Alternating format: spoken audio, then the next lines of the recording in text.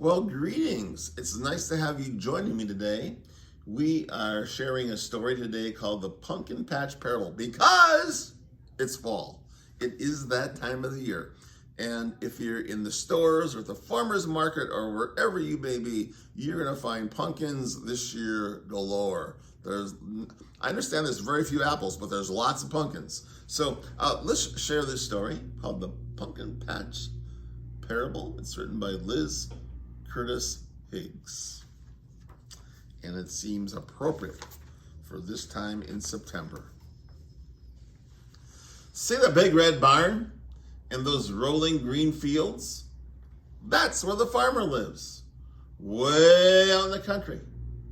It's so far out that streets don't even have stop signs. The farmer grows lots of different things in those fields.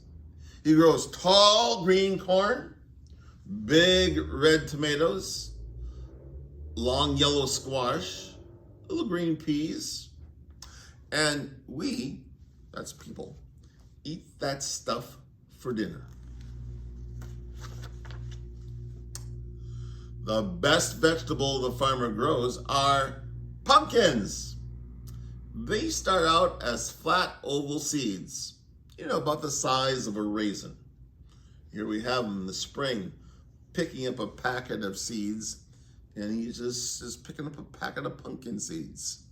I gotta tell you, I planted some pumpkin seeds out in our yard, but I have way too many deer, way too more bunnies, and, well, pretty much every animal in the country comes to eat out of my yard, so I don't have any pumpkins. There's a surprise. One hot June day, soon after school went out, the farmer planted pumpkin seeds just like he does every summer. And the seeds disappear into the ground into neat rows and grow there in the dark throughout the month of July. Early in the morning, a tiny green shoot quietly pokes its way out of the soil, and soon a long green vine stretches across the ground. And from that vine, little buds sprouted into wide green leaves. The leaves spread flat to catch the August sun. Someday, those little green buds would turn into big orange pumpkins. But not yet. The patient farmer waited and waited and waited. The pumpkins began to grow. How different they looked. Some were tall and some were thin. Some were short and some were round. Some had lumps and some had bumps. But all of them were still pumpkins.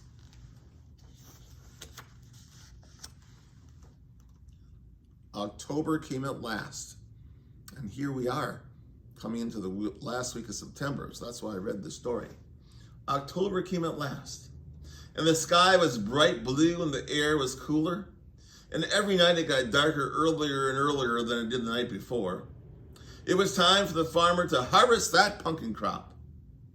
The farmer's many workers brought lots of ripe pumpkins in from the fields. Which one would he choose first? The farmer picked up one large pumpkin, being very careful not to let it slip through his hands. Pumpkins are tough on the outside, but break into smithereens if you drop them. He washed off the dirt, holding on tight. Next comes the messy part. Pumpkins are full of dozens of seeds and lots of slimy pulp.